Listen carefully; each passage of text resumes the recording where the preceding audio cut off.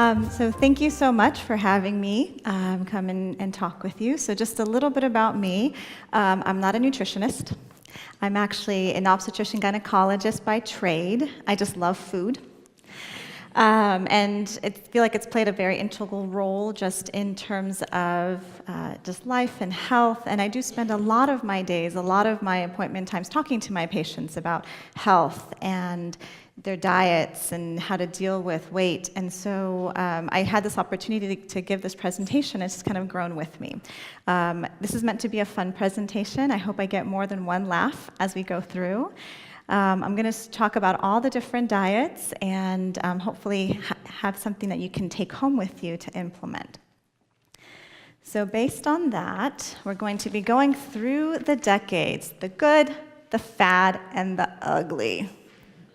So just a little disclosure, I'm going to be going through a lot of different diets and talking a lot about different things. I have no financial interest in anything I'm going to mention, no companies, nothing, so don't worry, I'm not biased, besides the fact that I just said I like food.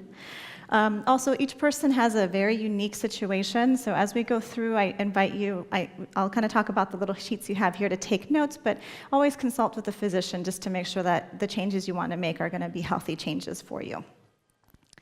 So in front of you, what you have is going to be a little worksheet that I want you to use. This is really just for you, so use it at will. And I want everybody to take just a moment before I start to just fill out that top portion. Just think about where you are right now. What are your habits when it comes to eating? Again, you're not sharing this. I'm not collecting it. This is for you. So be honest with yourselves. What are you drinking? What are you eating? What are your habits? And so I'll just kind of let you do that for a couple minutes before I move on. And if anybody needs pens, I have more up here. So just raise your hand and we'll get you one. Okay. So first diet, the drinking man's diet. So back in 1087, William the Conqueror first made this diet popular. He had gotten too large to ride his horse, and so decided to retreat to the quarters and decided to only drink alcohol and do absolutely nothing else. Well, if you deprive yourself of everything else, it actually works. He lost the weight, got on his horse, and fell off. I think it's probably because he was drunk. So I wouldn't recommend that. However, on a more serious note, back in 1964, a book was actually published called The Drinking Man's Diet. When I hear about this diet, I think Frank Sinatra. I think martinis and a steak and some asparagus, or a vegetable. You were supposed to do carb control, less than 60 grams per day, eat high rich foods, high in animal fats, and people were allowed to drink gin and vodka. That was allowed. Pros are, if you like alcohol, it's good for you. You don't have to worry about counting calories, just worried about limiting carbs. You can eat high-fat foods if you're into that. Some of the cons is high saturated fats, and we hear about a lot of that stuff not being so good for us.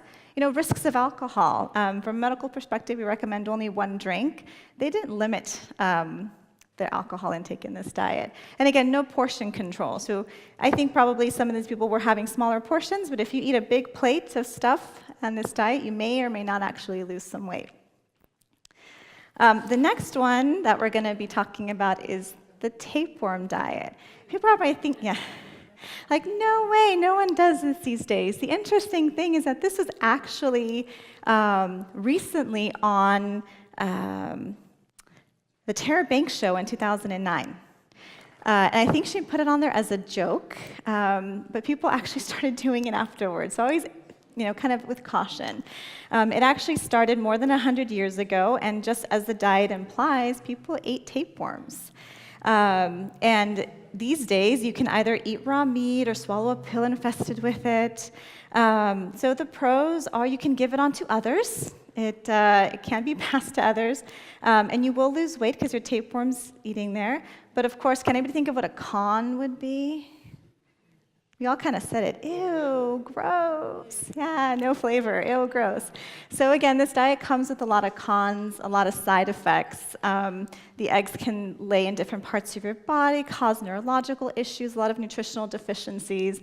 And not to gross everybody out, but these worms can grow like 30 feet long, and they do have to come out somewhere. All right. Let's move right along. So Cambridge Diet, so I put in the Cambridge Diet because it was one of the very first kind of medically managed diets.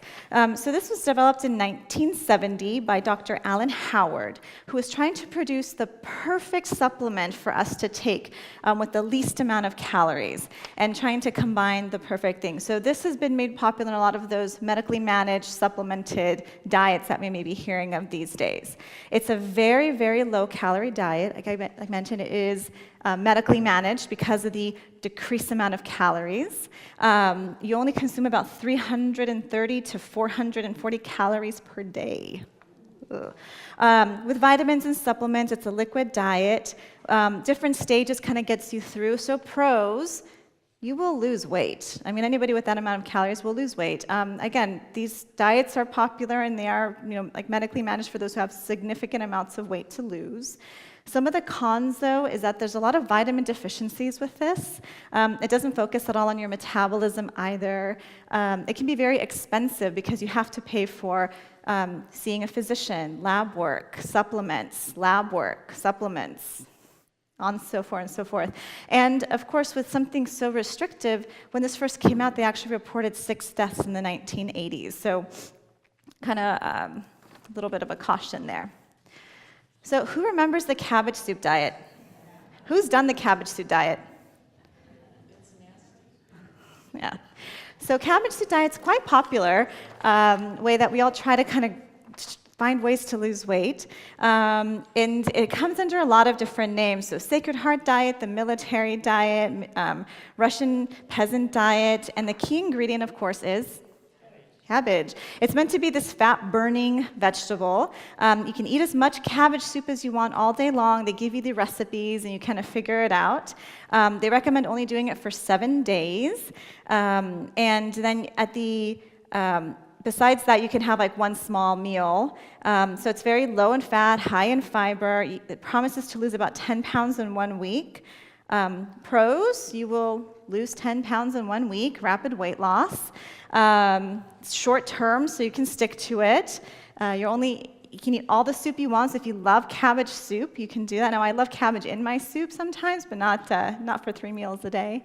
Some of the cons, though, again, it's a very restrictive diet, so you're going to be low in nutrients, really high in sodium, because a lot of it, to make it taste more palatable, are adding a lot of salt. And people who are following behind you will know you're on the diet, right? A little bit of gas. And again, a lot of this is water weight. You're restricting your calories, you're losing all this weight on this diet, and then, next week it might be a different story when you go back to eating what you are used to eating. So Herbalife came on the market in kind of the 1980s. It was started by a gentleman by the name of Mark Hughes. And it's pretty much composed of these shakes, these rainbow shakes with cell activators and multivitamins and pills. And it's supposed to personalize your protein intake needs. And in the 90s, it mushroomed into this pyramid scheme. I lose weight if you lose weight because you're going to buy my products, that I can afford to buy more of my products because it is so expensive. And it kind of went all over the country and all over the world. So the pros is you had a lot of rapid weight loss. You could have anything for dinner as long as you had your shakes. Cons are that it's expensive. You're relying on these products. The moment you don't want to be on this diet anymore, you have no idea how to transition to eating normal food. And it's a pyramid scheme. So, when I was looking up these pictures, so there's the Herbalife he's a South American soccer player. It's very popular in South America. And earn what you're worth, right? So pyramid scheme, the joke is, you need to sell it to your friends so you can afford to be on it yourself. Lemon Detox Diet, this became popular kind of again, 80s, 90s, and starvation is the name of the game. You are making a lemonade with maple syrup, lemon juice, and cayenne pepper.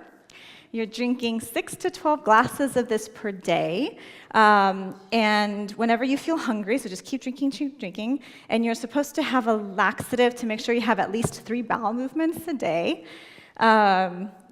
It's been around, like I said, for about 50 years. It claims to break down toxins and cleanse you out. That's why it's called the Lemon Detox Diet. It wasn't really marketed at first as a weight loss, but people noticed if I do this, I lose weight, so maybe that's a good thing.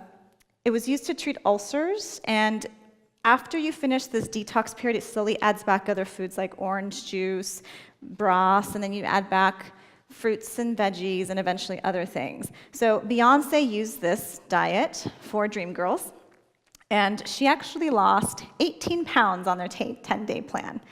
And guess what happened when she stopped it? She gained it all back. And so she was very public about this, saying, you know, these fad diets, yeah, you can lose weight in that short amount of time. And so yeah, for someone who has to be in a movie, fine, but for long-term health, it's not so great. So again, you're losing a lot of, there is one pro, it's very inexpensive. When you go to a restaurant, you just ask for hot water, and you mix in your maple syrup and lemon juice and cayenne pepper. A lot of cons, though. A lot of the acidity is going to affect your teeth. You're in a starvation mode, so whenever you're starving, you're going to be losing not only weight, but muscle and other important components of our body. It's very temporary, so just like Beyonce said, she was back to her normal self after being off the diet, and a lot of nutritional deficiencies, especially during that starvation period. So just to finish off, as you can probably tell, these are a lot of our kind of crazy fad diets that, yes, you might lose some weight, but don't work. And this is my fun slide. People have actually done these diets, so I thought I'd spend a little bit of time going through some of these interesting little diets. So just to kind of dispel some myths and things like that. So the first one is the Sleeping Beauty diet.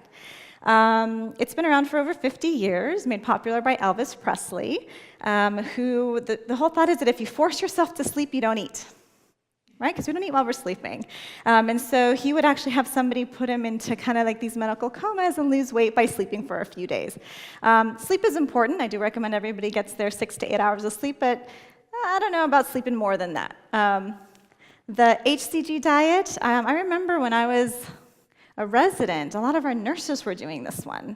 And what it is you're taking like a pregnancy hormone to try to lose weight. And so it made popular in the 1950s by a British physician who would say, okay, you can only eat 500 calories per day and then inject yourself with this hormone called HCG.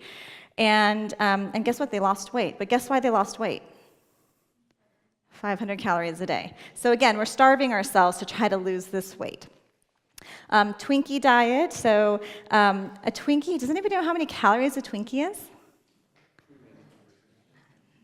Actually, it's only 150 calories. So on this diet, you can eat as many Twinkies as you want, because there's no way you could probably eat more than 10 in a day. And so people would actually just eat Twinkies, and it's really hard to get past that 10th Twinkie. So they're only consuming 1,500 calories a day. So yeah, you'll lose some weight. But again, nutritional deficiencies, not a very well-balanced diet. Again, cookie diet, you make these special cookies and you get to eat all the cookies you want. They're supposed to be filled with oats to suppress your appetite. Mastication diet, does anyone want to guess what that one is? Chew your food and then you spit it out, yeah. The air diet. I'll do it for you guys right now. Pretend to eat. And the vision diet. So you just look at food and you pretend like you're eating it. So it amazes me what people will do, to what kind of extremes they'll go to really try to lose weight, instead of focusing on ways that might just be healthier for our bodies. So kind of going past some of those crazy fad diets, moving on to things that are a little bit more reasonable. So I call this my fruits and veggie page, because all of these things are great, right? Good fruits and veggies. However, people have tried to say, well, there should only be one thing we're doing to try to lose weight. So with the Grapefruit diet, again, it's eating all the grapefruit you want during the day, and grapefruit is wonderful. It's a good fruit for us. This was made popular in the Hollywood diet. It's an 18-day diet. It's a fruity weight loss plan with all that grapefruit. And at the end, you can eat lean meat and veggies for dinner, but you're limiting yourself to, again, only 800 calories a day in an effort to lose weight. It was made really popular in the early 2000s because grapefruit's a great fruit. It actually helps with our insulin control. So incorporating that into our diets is good, just we might want to do more than just grapefruit. The leek diet, anybody hear of the book French Women Don't Get Fat? Yeah, so people might remember the leek diet from there, and at least she was honest about it. Leek's another great vegetable, but here she would eat leeks and leek broth for like 2 days straight and then have a meal at the end. But I like that she was honest, because all you're doing is losing water weight. So again, it's a great part of a diuretic. You can include it in your diet, but not as the only thing. And then the purple diet. This one's fun, because you get to eat all the purple foods you want. So that's going to include red grapes, eggplants, beets, purple onions, plums, blueberries, red apples, and red wine. It's technically purple fruit, I guess. Comes from grapes. And so you can eat all that you want, and there is some benefit to this, because all of these things I just mentioned with the color purple contain great substances. They're supposed to support your collagen synthesis, good for skin renewal. So again, really, really healthy foods. But it's really recommended only for 3 days. So if you're not eating too well and you do only eat these good foods for 3 days, you're not going to have long-lasting benefits of eating those great foods. So as we go through, I'm an individual diet. This one started off and was made popular by eating for your blood type. So in and of itself, they cover a lot of really good things in terms of, if you're type O, you can do certain things like eating high protein, lower carb, and some dairy. If you're type A, avoid red meat. If you're type B, do this. If you're type, just kind of looking through. So again, a lot of the diet just said eliminate refined sugars, processed foods, and simple carbs, recommended exercising, eat by your blood type. The problem is the science in this isn't good. So some of those diets are actually good in and of themselves, but it doesn't take into account other health diseases. So maybe somebody with diabetes would be told to eat a lot of carbohydrates, which isn't good. And somebody with cholesterol would be told to eat a lot of red meat, which wouldn't be good based on their blood type. So again, it kind of doesn't take that into account, and it can kind of be expensive because you're trying to manipulate all these things to follow your blood type. So as we kind of move through the decades, so does everybody remember the Atkins Diet? Who doesn't? Yeah. So the Atkins Diet, when it first came out, it was like the ultimate protein diet. This is, I'm going to eat my hamburger meat, my steak, my high saturated fats, and no veggies and no fruits, and get constipated. Yay. And again, it's actually been a little bit revamped, and so now it has more of a 4-phase program. It's incorporating some healthier carbohydrates, healthier vegetables in their first phases. It starts off incorporating like those starchy vegetables, which help you be a little bit healthier. So you start off with these 15 to 20 milligrams of essential veggies, and you slowly start to add back some foods through the phases. They also have a smaller version where you don't eliminate as much, again, focusing on including these healthier vegetables and healthier carbs. So the pros of this diet is if you like your meat, it's a good diet, right? You can have all the meat you want.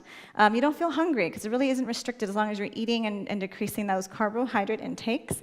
People have seen dramatic weight loss with this one. And again, I think with the phases, this has become a little bit more of a healthier option because you are still incorporating now some more veggies, whereas before you weren't. Some of the cons.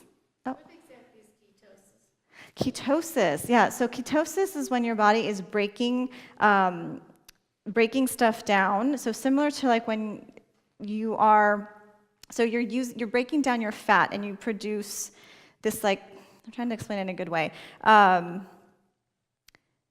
You're eliminating like ketones to the breakdown of the fat in your body by not including those carbohydrates. And so a lot of times when you're breaking down a lot of these sugars, similar to like a diabetic when they're not processing their sugar as well. And so you eliminate these kind of toxins or ketones into the urine. And so that can have a smell to it, which is not very pleasant. Again, I mentioned the constipation, depending on how good you are about getting those essential vegetables in there. And again, sometimes if you're not balancing it well, especially with the older versions of this diet, it can have a lot of stress on your kidneys and your bones because we're not incorporating those healthy vegetables, and a lot of high animal protein and fat. As they've revamped it, they're trying to say you eat more of your lean meats, not the high saturated, and incorporating some more of those healthier animal proteins. Kind of taking off on that, the South Beach diet, I think, came through to try to say, well, the Atkins had all this high meat, so we're going to try to change it a little bit. And so this cardiologist in Miami started this diet in the mid-1990s, in 1994. He noticed that a lot of the diets he put his diabetic and heart patients actually resulted in weight loss. So I thought, oh, I think I can market this and kind of promote it for other people. And they had long-term weight success with this kind of a diet. They had a 3-step program. Initially, the first 14 days has kind of a very strict phase, and then you slowly wean and incorporate other foods as you go through, focusing a lot on whole grain carbohydrates, a lot of fiber, utilizing the glycemic index, so glycemic index foods, which is really popular amongst diabetics, to make sure that the carbohydrates that you're using are the ones that are kind of the more complex ones that won't raise your sugar. So again, not a lot of refined foods, not a lot of processed sugars. And it's kind of based on a Mediterranean style diet, which I'll go over a little bit later with some tweaks. The only bad thing is, of course, the Miami diet. You weren't allowed to have orange juice, so Florida was very sad. So the pros is it's all about eating the right foods. So this is where we start to get into these more focusing on eating the right types of foods for our body, those complex carbs, fruits and veggies, lean proteins. It has flexibility. You don't have to follow such a strict and rigid form. There's no calorie counting. You're kind of trying to control portions and incorporate healthy foods that help you feel full. The premise is if you're eating these healthier foods, these complex carbs and vegetables, you're going to feel fuller, so you're going to not eat as much.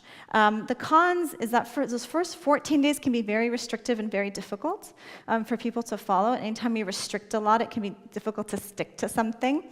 And only their supercharged version encourages exercise. And so we all know how exercise can be very important, but they'd only encourage it if you're in their supercharged program.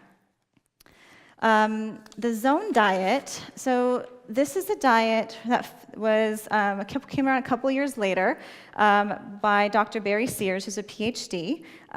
He was trying to balance our protein, carb, and fat intake into a really good balance.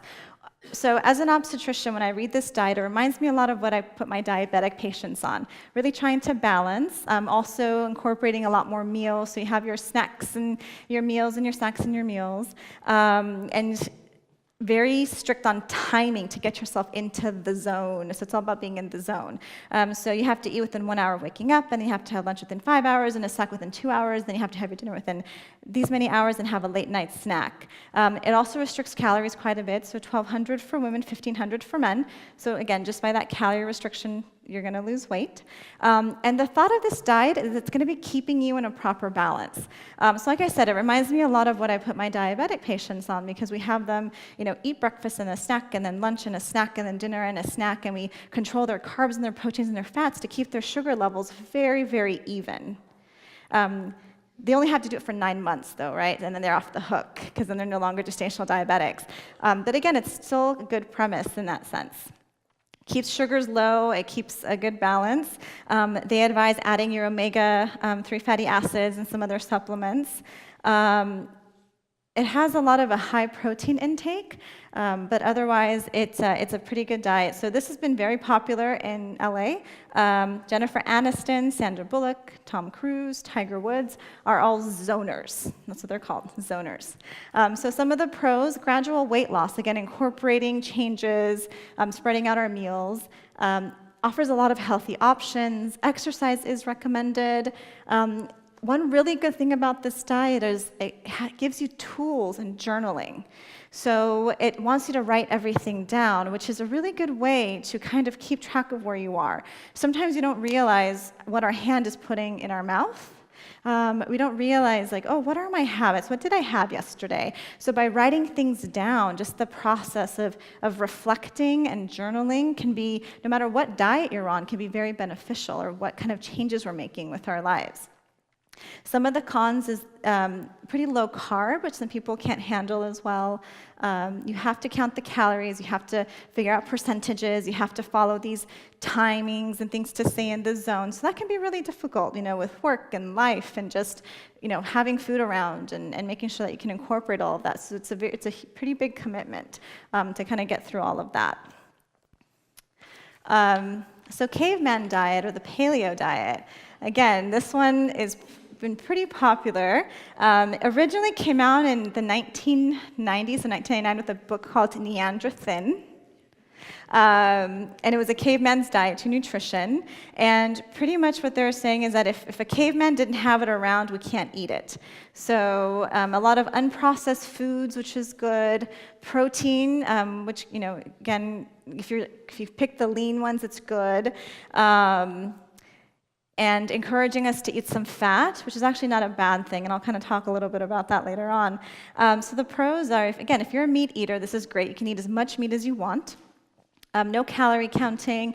We're eating things that can be hunted and gathered. So anything you can gather tends to have some high fiber in it to help guide you through that. And this lean protein and high fiber foods that we can go out and gather and hunt can be very filling. So you actually feel satisfied on this diet. And it controls sugar levels, again, because we're doing complex carbs, nothing that's refined, and a lot of protein. Some of the cons, though, again, is this focus on meat. So a lot of focus on meat. Very restrictive. Imagine trying to go to a restaurant and figure out, okay, what can I hunt or gather from this menu? So it takes a big commitment to figure that out. Not for vegetarians, again, like a lot of these meat-focused diets. And again, a little bit of the risk on the artery depending on what the meats you are that you're choosing. Okay. Yeah, so this is a real diet, yes, the Hallelujah Diet. So this was actually started by a non-denominational Christian minister, Pastor George Malcolmus, which I always say his name wrong, after he said that when he changed the way that he beat cancer. So he decided to find clean foods that had a biblical source in order to address a lot of plant-based foods to address our nutritional deficiencies. Wanted to reduce toxicity, cleanse our bodies, improve health, and all of this while actually losing weight. So 85% of food should be raw and plant-based, and 15% could be some cooked plant-based foods. So essentially, this is a vegan diet. Focuses a lot on juicing in order to eat those raw foods, because otherwise sometimes it's a little bit tougher to eat. No dairy, but you can have dairy alternative. A lot of soy products are okay, but no alcohol in this one. And it is thought that you're going to eliminate the meat that gets trapped in your system by putting in just a lot of these high fiber raw foods through your body.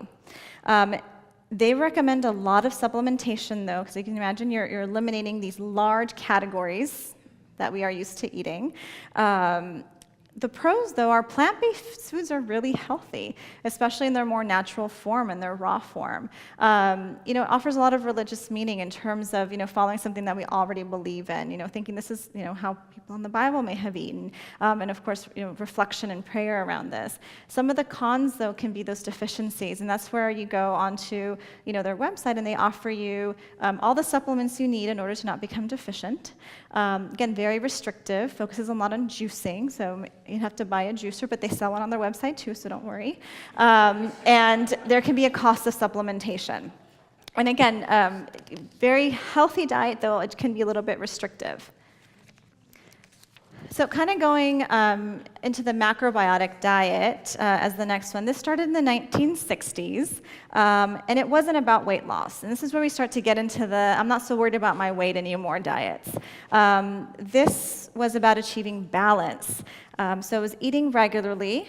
This diet also recommended chewing a lot, but you're allowed to swallow your food after chewing. So it said you want to chew your time chew it at least 50 times, listening to your body, staying active, positive mental attitudes. So starting to think of, just positively about about our bodies and the food that's going into our bodies. It borrows a lot from traditional Japanese diets, a lot of whole grains and vegetables and beans and seaweed, small amounts of fish, fruits and pickled things, which can be done occasionally but not daily. So it essentially is going to be another plant-based, low-fat diet. So rich in vegetables, lower risk of heart disease because we're incorporating a lot of these really good plant-based foods. And they do recommend exercise and balance, which just in and of itself, if we exercise, take some time to clear our minds, it can be very beneficial just for our overall health. Some of the cons, again, as we restrict, you have to be a little bit concerned about vitamin deficiency, so making sure to incorporate a lot of variety there. And the higher carbs, so if you're thinking I want to try to eat healthier but also watch my weight, if you don't watch the carbs, it can result in an opposite effect.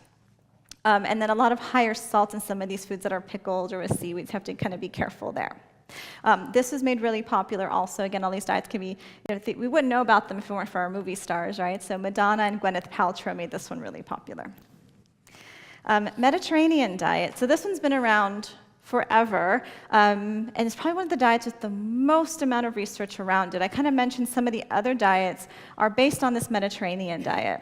So these are your fruits and your veggies and your whole grains, beans and nuts, olive oils, non-refined carbohydrates, increasing your fish intake to 2 to 4 times a week. You can have eggs, you can have cheese, you can have yogurt, but all in moderation. You can have some meats on a special occasion, and trying to eliminate those trans fats. And you can have your occasional glass of wine with this diet too, so if you're into that. And when they've done research on this diet, you can put people on a lot of different diets, and people might lose weight and may not, but the one that we see tons of health improvements is with this diet. Decrease in diabetes levels, decrease in heart disease, and the effects are long-lasting. And then encourages exercise and low sodium. So again, it's one of the healthiest diets out there. It's not restrictive. It's offering you a guideline. It's offering you think of eating these foods, and you can have, you want a little steak once in a while, go for it, but try to eat more fish and more beans. So kind of offering you the variety so you can incorporate and make it work for you. It's good long-term. And like I said, red wine's okay. So for those of you, we live in Livermore, after all, so we have to make sure we don't forget about our wine. The cons is you still have to watch your portions. And it might be pricey because, again, sometimes getting these really healthy foods, fruits and vegetables, buying some good fish and buying some good stuff can be a little bit more expensive than going out and getting something that's a little bit cheaper.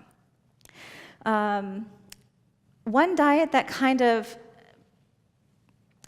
came off of the Mediterranean diet is also this anti-inflammatory diet. So it kind of took all the components of the Mediterranean diet, but really tried to focus it on how to heal our bodies. So we're starting with this really good baseline, a really good diet that's already been kind of researched and proven, and incorporating those things in order to reduce inflammation in our bodies. So again, a very fiber-rich diet. This was developed by Andrew Weil, which is a Harvard-educated doctor, and pioneering on integrative medicine, so that mind, body, and soul, and not just approaching somebody from one perspective, but as a whole unit, incorporating every component of our bodies.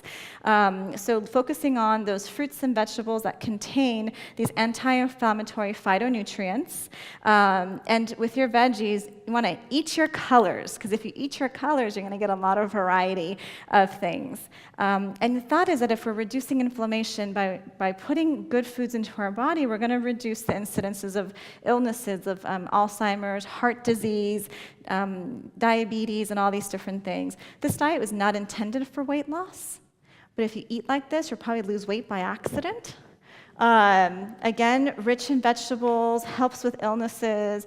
It's really balanced with a lot of option. This is their pyramid to kind of show you. Again, you have the base of the fruits and veggies, your whole grains, a little bit of pasta, beans, and then it kind of goes up, even at the top with a little bit of wine, a little bit of dark chocolate. And the amazing thing about a good dark chocolate is you really can't eat that much of it because it's so rich, right? It just kind of sticks to your mouth, but in a good way, and it comes with a lot of good nutrients. The cons is, depending on the amount of calories you're taking in, you may or may not lose weight. So again, we still have to, worry about portion control. And it can require work. And again, it's this pricey part, right? Because these are good foods for us, and unfortunately, it's pricey. So then it kind of gets to this, I feel like this is a big trend now, are these plant-based diets. So I think I mentioned that word many, many times during the talk. And everybody kind of takes it in a different way. But really, it's this plant-based, putting these good foods into our bodies. And the plant-based diet, again, is promoting those unprocessed whole foods, plants. For a strict plant-based diet, it's no dairy, no animal products. And depending on someone's genetic susceptibility, being on these plant-based diets can actually improve our diabetes and improve cholesterol. A lot of medical centers are focusing on educating patients around just the benefits of being on a diet like this. And the cons of it, though, is that it can be very restrictive because it's all plant-based. It can, sometimes you have to supplement B12s and iron, and you need to kind of balance the calorie, fat, and sugar and salt intakes. But the one thing I always mention is, I joke, you have to watch our calories and our portions. And if somebody eats 3,000 calories of salad, it's still 3,000 calories of salad. However, try to eat 3,000 calories of salad. I dare you. Because if we put 400 calories, this is a little diagram, if we put 400 calories of oil, it barely touches our stomach. We don't feel full. Same thing with things that don't lack that nutrition. If we drink a soda, if we eat food that just lacks that nutrition. If we eat chicken, 400 calories of chicken, you can see it kind of fills us up a little bit more. But if we eat a 400-calorie salad, it's going to trigger those receptors in our stomachs and make us feel full as we're processing all that fiber. So although you need to kind of still watch things in the balance, eating a lot of plant-based foods can be really beneficial. So I covered a lot of different diets today. We didn't cover all of them. So I kind of included this little one at the very end because people always say, well, what about this diet and what about that diet? And what I've realized is the good diets, the ones that are going to produce healthy outcomes, the ones that are going to feed our soul and help us, are the ones that are going to incorporate a lot of fresh fruits and vegetables, those that are going to allow us to create some variety so that we feel happy about eating. I always say I have a 2.5-year-old daughter, and my daughter actually eats vegetables. But do you know how I get her to eat vegetables? I put them in front of her, right? And this is what we do.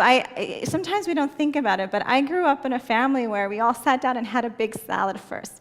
In addition to the salad, we had other vegetables on our plate. And so with my daughter, I'll sit down and I'll say, okay, you got to eat your veggies first. I don't tell her she has to, but I put down some, my daughter eats salad. She eats any vegetable you can think of. And because that's what we do, we eat those first. Because guess what? If I put some French fries, broccoli, and chicken in front of her, what is she going to grab? She's 2.5, right? I can't force her to eat the broccoli when there's French fries in front of her. I think I'd grab the French fry if it was in front of me too. So again, focusing on this. So as these goes through, so we have, again, a fertility diet that focuses on helping women get pregnant. Again, focusing on good fats, your avocados, olive oils, focusing on whole grains, plant-based proteins. In this diet, full-fat dairy is okay because we're trying to get pregnant and avoiding sugary sodas. Biggest Loser diet, regular meals, fruits, veggies, lean protein, whole grains, portion control, food journaling, which I mentioned before, and exercise. DASH diet, which is for our heart health, fruits, veggies, whole grains, lean protein. In this case, you want to do low-fat dairy, low salt to protect our hearts. Engine 2 diet was actually made by a firefighter. Again, another plant-based diet focusing on plant-based proteins. Again, he has to have a lot of that protein in order to be a firefighter and have good muscle tone. The Mind diet is a blend of the DASH and the Mediterranean. So again, a lot of these themes over these diets that are producing just healthy life and healthy outcome. So my take-home messages, I think, when I give this presentation is, I said the word diet a bunch of times, but I want you to get that word and throw it out the window. Forget diet. Think about how you're going to make changes just to be healthier and be happier around food. When we think of diet, it depresses us. It brings us down. I feel guilty. There should be no guilt around food. We should be happy about what's going into our bodies, and what's going into our bodies should therefore make us happy. So throw that out. Just focus on your eating habits. Focus on just good eating habits, because then it's just changing things and making small changes.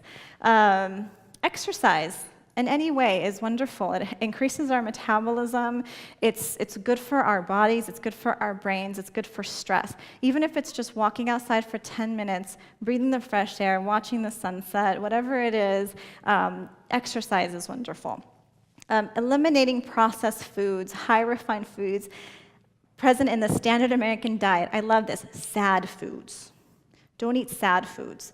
I remember being a medical student, being horrified when I learned about the standard American diet and going home and thinking, oh my gosh, I'm American, I'm eating terrible food, until I realized that I didn't grow up with the standard American diet. I grew up with the Mediterranean diet because that's how we just ate in our household. I didn't even have to think about it. And then just remember, you want to eat those fruits and veggies. And there's so many different fruits and veggies out there that I'm sure if you're not a big one on fruits and veggies, I'm sure you can find at least one you like. And then focus on that one. But also exploring fruits and vegetables, exploring how you cook them, how you eat them, what you mix them with, exploring spices and dressings and things like that, and how you work with it.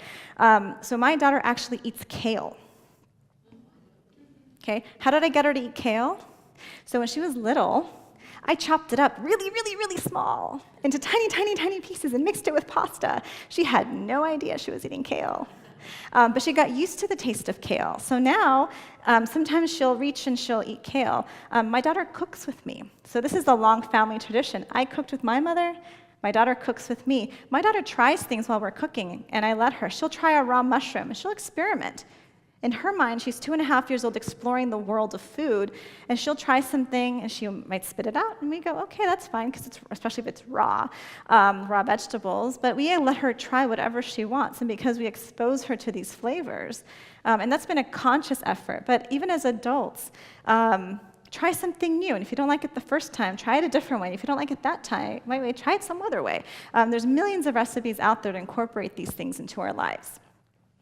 And then find what motivates you to make lifestyle changes. Okay? What is it? Is it, I don't know, can anybody think of what motivates them to make changes? I think I eat the way I do because to show my daughter a good example, so I don't have to ever use the word diet in front of her, and I can just say we just eat healthy. Anybody think of what motivates them for change?